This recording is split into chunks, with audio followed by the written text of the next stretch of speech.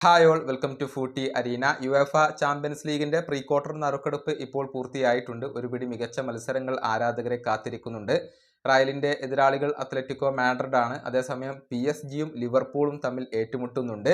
FC ബാഴ്സലോണക്ക് ഇപ്പോൾ എതിരാളികളായിക്കൊണ്ട് ലഭിച്ചിട്ടുള്ളത് Portuguese ക്ലബ്ബായ ബെൻഫിക്കയാണ്. ഏഞ്ചൽ ഡി മരിയ ഉൾപ്പെടെയുള്ള ഒരുപിടി സൂപ്പർ താരങ്ങൾ കളിക്കുന്ന ക്ലബ്ബാണ് ബെൻഫിക്ക.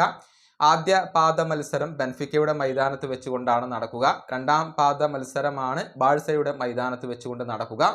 ഏതായാലും പ്രീ ക്വാർട്ടറിൽ ബാഴ്സയും ബെൻഫിക്കയും തമ്മിൽ ഏറ്റുമുട്ടും. അങ്ങനെ ബെൻഫിക്കയെ പരാജയപ്പെടുത്തിക്കൊണ്ട് മുന്നോട്ട് പോയാൽ ബാഴ്സയുടെ എതിരാളികൾ ആരൊക്കെയായിരിക്കും? ആ സാധ്യതകളെ നമുക്കൊന്ന് പരിശോധിക്കേണ്ടതുണ്ട്. ബാഴ്സ ക്വാർട്ടർ ഫൈനലിൽ എത്തിക്കഴിഞ്ഞാൽ രണ്ട് ടീമുകളാണ് അവിടെ എതിരാളികളായിക്കൊണ്ട് വരാൻ സാധ്യതയുള്ളത്. അതായത് മറുഭാഗത്ത് ഒരു പ്രീ ക്വാർട്ടർ പോരാട്ടത്തിൽ ബൊറൂസിയയും ലില്ലിയും തമ്മിൽ ഏറ്റുമുട്ടുന്നുണ്ട്. ആ മത്സരത്തിൽ വിജയിക്കുന്ന ടീമായിരിക്കും ബാഴ്സയുടെ എതിരാളികൾ. അതായത് ഒന്നുകിൽ ബൊറൂസിയ, അതല്ലെങ്കിൽ ലില്ലി. ഇനി ഈ വെല്ലുവിളി അതിജീവിച്ചുകൊണ്ട് FC ബാഴ്സലോണ സെമി ഫൈനലിൽ എത്തിയാൽ അവിടെ ആരായിരിക്കും എതിരാളികൾ എന്നുള്ള സാധ്യത കൂടി നമുക്ക് പരിശോധിക്കേണ്ടതുണ്ട്. 4 സാധ്യതകളാണ് അവിടെയുള്ളത്. ഒന്നുകിൽ ബയേൺ മ്യൂണിക്ക് ആയിരിക്കും, അതല്ലെങ്കിൽ ബയർ ലെവർക്യൂസൻ ആയിരിക്കും. ഈ രണ്ട് ടീമുകളും തമ്മിലാണ് ഒരു പ്രീ ക്വാർട്ടർ പോരാട്ടത്തിൽ ഏറ്റുമുട്ടുന്നത്.